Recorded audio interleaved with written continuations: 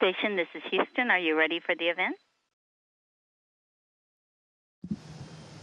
Houston, this is the International Space Station. I am ready for the event.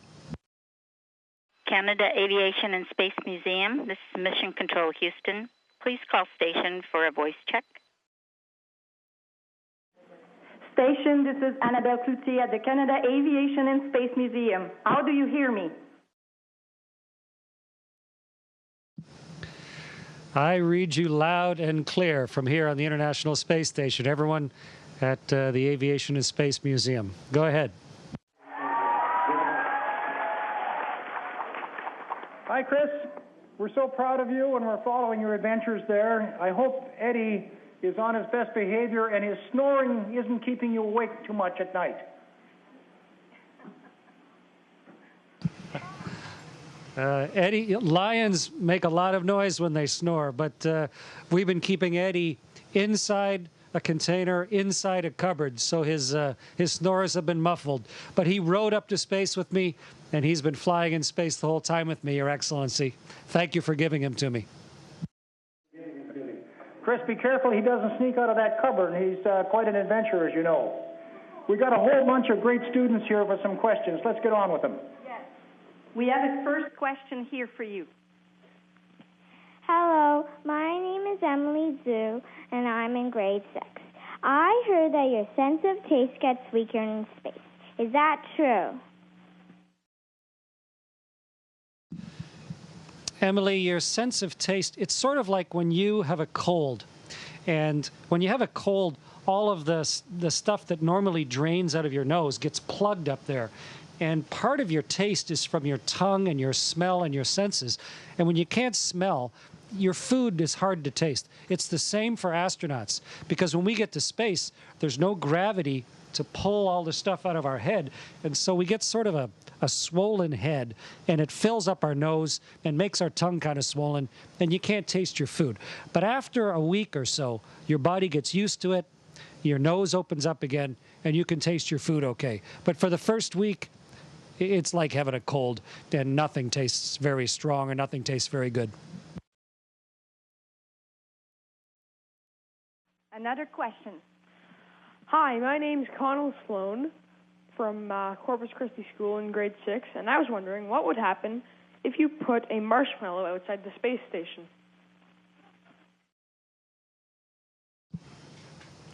Well, you can see right through that window there, that's outside the space station. There's just a couple layers of glass between us and what is out there, which is the vacuum of space. There's no air. It's completely empty. And in the sun, in the shiny part, it's 150 degrees. And in the shade, it's minus 120 degrees.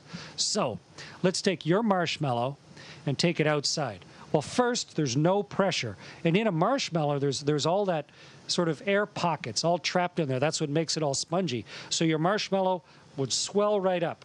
And then if it went outside in the dark, if we were behind the Earth, your marshmallow would swell up and freeze. And so you'd have like a marshmallow snowball.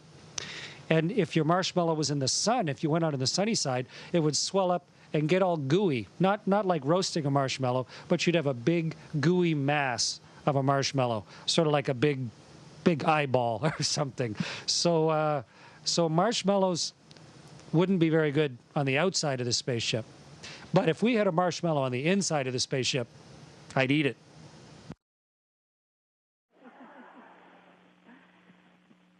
Hi, I'm Madeline Kushner from Corpus Christi in grade 6, and my question is, you have been experiencing weightlessness for much longer than you have in your previous trips into space.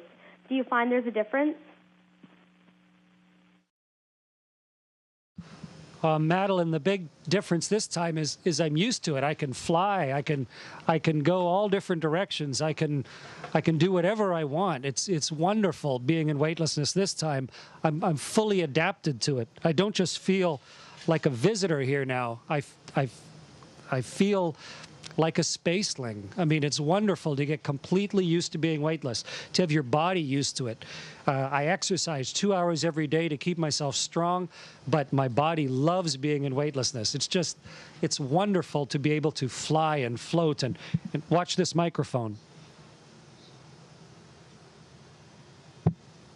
to just be able to float things to each other through space. It's like magic, and to be able to be here for that magic for 5 months is a tremendous gift. I love it.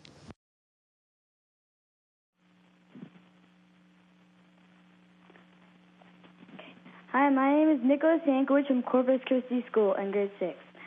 My question is, how do you wash your hands with soap and water in space? How do we wash our hands? Nicholas, I brought something to answer your question.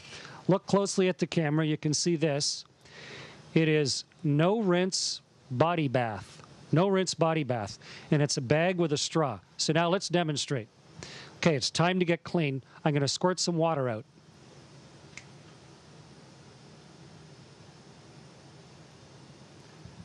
So we have a big ball of water, and you put it on your hand. And now I've got water floating around on my hand. And so I'd wash my hands up with that. And then grab a towel.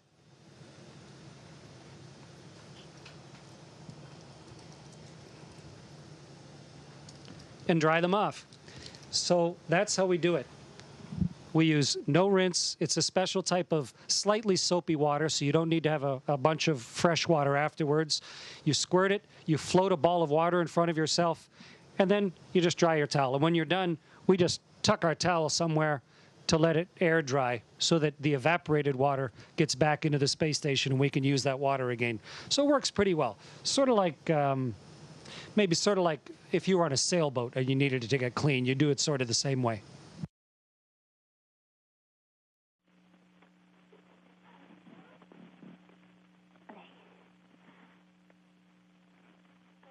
Hello, my name is Melissa, and I'm in grade 6.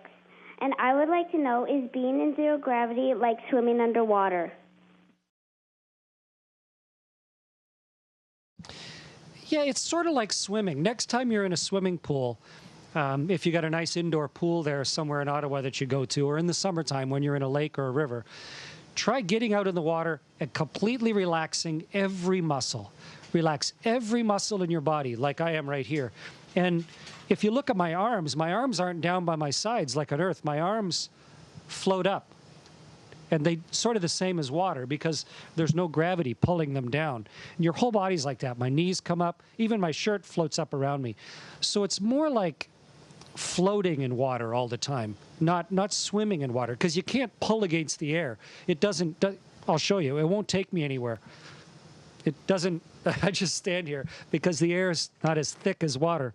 So it's more like just floating in water forever. It's a beautiful freedom. It's lovely to be able to just float around. So try it next time you're in a pool.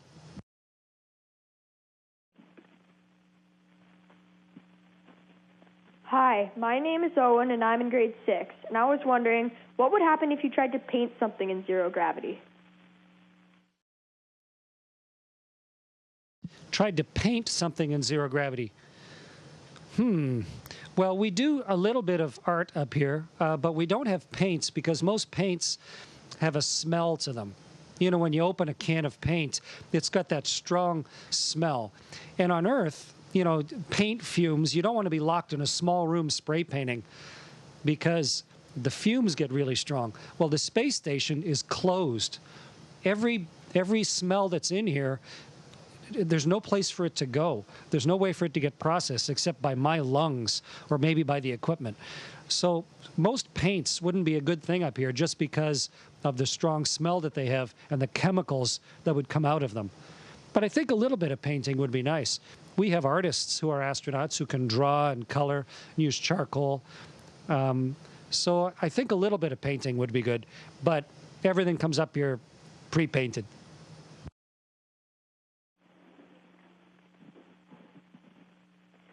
Hi, my name is Tom Lane, and I'm in grade 6. I'm wondering, how long did it take to build the International Space Station? Tom, the space station is big. I wish I could show you it all. It's huge. It's the size of 5 hockey rinks. It's very big. And each piece came up one at a time, and we put them all together. The Canadarm, our big robot arm, reached out and grabbed each piece and attached it as we built the station and made it bigger and bigger. And the very first piece came up 15 years ago in 1998. I was working down in Mission Control that day, and we've slowly built it. I helped build it back on my first flight up here back 12 years ago. People started living here, I think, 12 years ago, and I'm on Expedition 35, so we've had people living here for a long time, and we're still adding to it. There's still pieces coming up. I think you read maybe this week that there's a module that's inflatable that we're going to bring up in a couple years, and the Russians still have a laboratory to come up. So it's slowly getting built. It's like a city that you can never really say it's finished. It started a long time ago, and we slowly add to it and make it bigger and more capable. And right now it is the biggest, most powerful, most capable human building laboratory in space that humanity has ever built.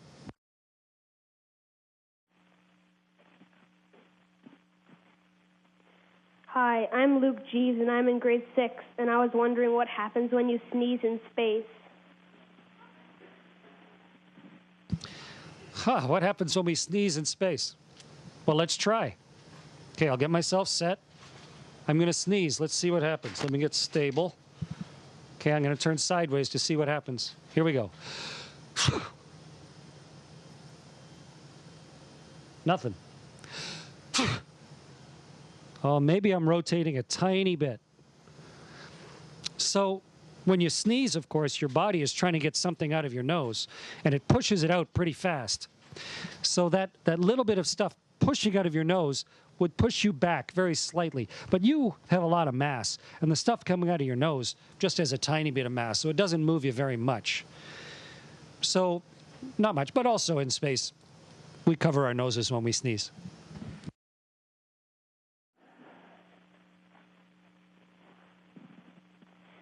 Bonjour, je m'appelle Yosri et je suis en 5e année. La question que je veux vous poser, c'est comment dort-on dans l'espace?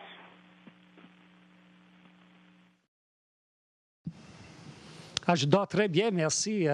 C'est un peu différent parce que dans la pesanteur, sans gravité, c'est pas nécessaire d'avoir un lit. Donc, j'ai seulement un sac de couchage fixé, branché à la mur. Et je n'ai pas besoin d'un oreiller parce que la tête ne tombe pas. Je flotte.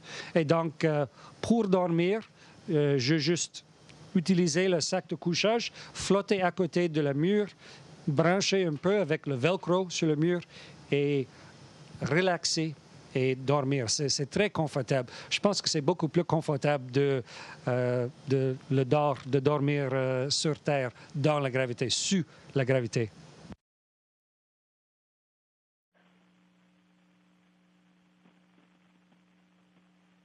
Hi, my name is Graciela Pennefather Moreno, and I'm in grade 5.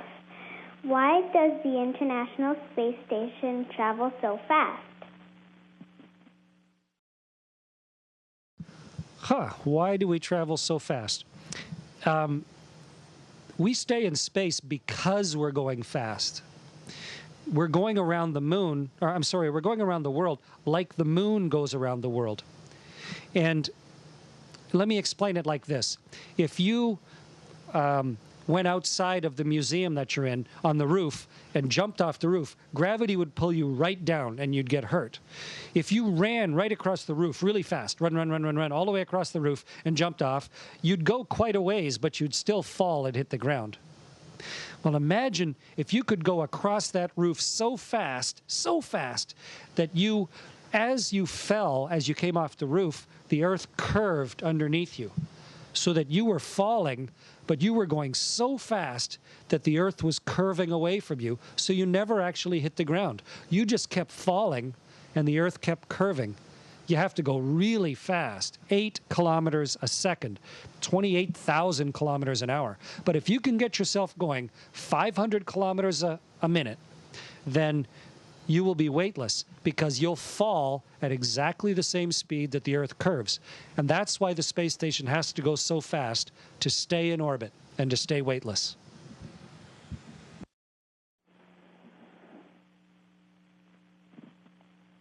Bonjour, mon nom est Ellie Fitzgerald dans la 5e année. Mon question est quel genre de nourriture est-ce que les astronautes mangent? Ah, la nourriture. Nous avons beaucoup de types différents de nourriture ici, mais c'est pas frais, c'est pas la nourriture comme chez vous. La nourriture sèche, on manque un réfrigérateur, pas de congélateur ici dans la station pour la nourriture. Donc, la nourriture sur la semblette, c'est le fruit séché. Je peux l'ouvrir, juste un moment.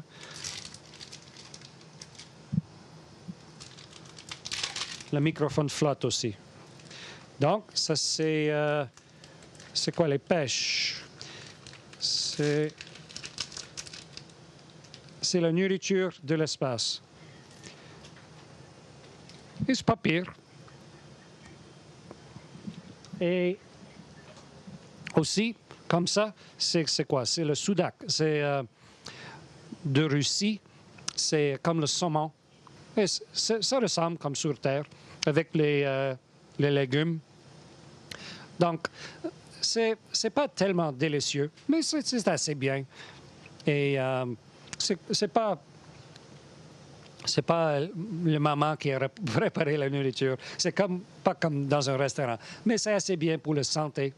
Et pour la santé des astronautes, pour moi, c'est parfait.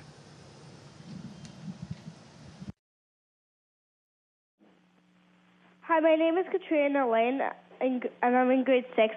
My question is, what does the space station smell like?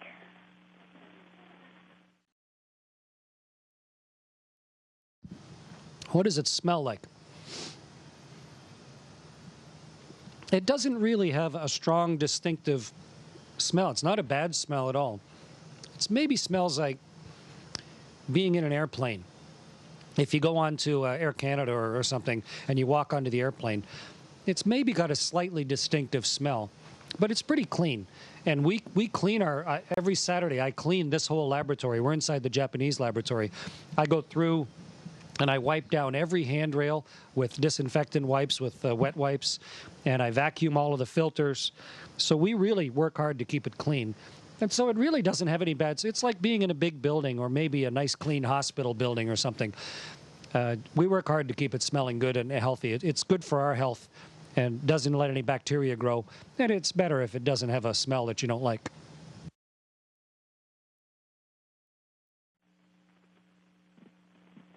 Hi, my name is David Greenwood, and I'm in grade 6, and I was wondering about how much space junk is there in the Earth's atmosphere that you can see from the space station?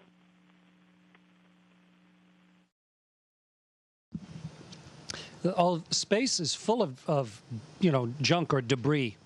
The Earth gets hit by 100 tons a day of space debris. 100 tons a day hits our Earth. Every time you see a shooting star, or a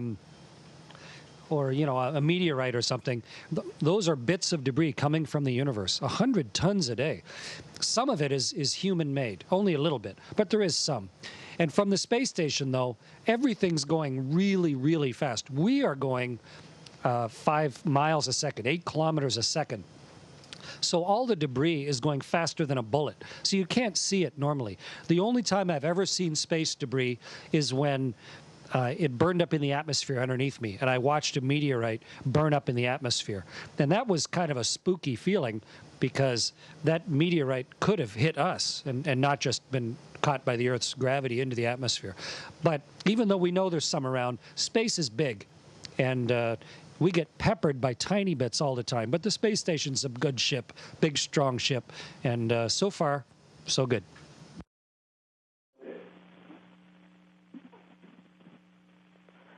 Hello, I'm Sam Lyon, grade 6, and I was wondering if you play any games in space that you can't play with gravity or games that become more difficult or fun without in zero-G.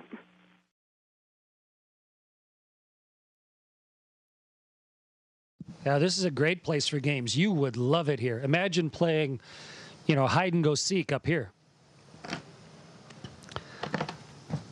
where you could float into any cupboard. You could hide up in the ceiling or in any sort of corner. So it's a great place for that. But we don't play hide and go seek very often. We're playing a game of Scrabble right now, but Scrabble's pretty hard without gravity, because your pieces float all over. So we have a Scrabble game where the pieces sort of click into place, and our board is up on the ceiling. You could play darts here, but you wouldn't want pointy darts because we're inside a spaceship.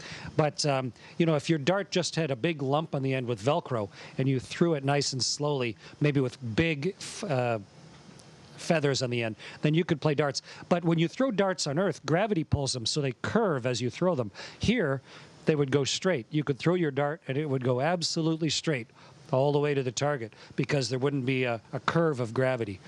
So I think, this would be a fun place to figure out how to play a bunch of games. And we play a little in our spare time, but mostly we're here to work. And so we don't experiment like you would if you just actually lived here as a regular person.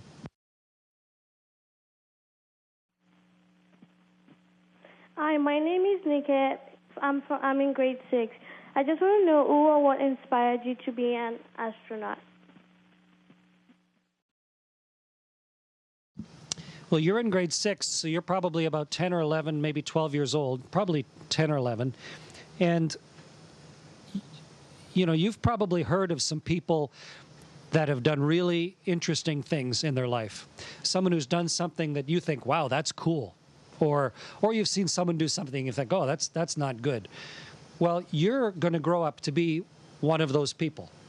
You're going to grow up to be somebody, and you're going to do something when you get to be an adult. And when I was your age, I looked at what some of the people were doing, and I watched the very first people walk on the moon. The very first 2 human beings walked on the moon when I was 10 years old, almost 10. This summer I turned 10. And that's what inspired me. I just thought, I'm going to grow up to be something. Why don't I grow up to be that? That looks like an interesting thing to do. And I knew it probably was impossible, but I thought if I don't try, it's definitely going to be impossible. And even if I don't get to fly in space, all those things of learning to fly and build spaceships and how to make machinery and how to test things and all about navigation, about geology and geography, it's all interesting. And so I was inspired to become an astronaut by 2 of the very first explorers, the first 2 people to walk on the moon. Chris, this was our last question, but maybe His Excellency wants to add a few words. Well, Chris, thank you so much. Thanks for those wonderful explanations to the great questions from the students here. Keep the amazing photos coming from space, and you're a wonderful ambassador for Canada and for the whole world. Be sure that Eddie stays on best behavior and keeps his notes, because when you and he come back, we're looking for some tremendous stories. Thanks, Chris. Bravo. Thanks, Chris. Thanks, His Excellency. Thank you so much. Merci.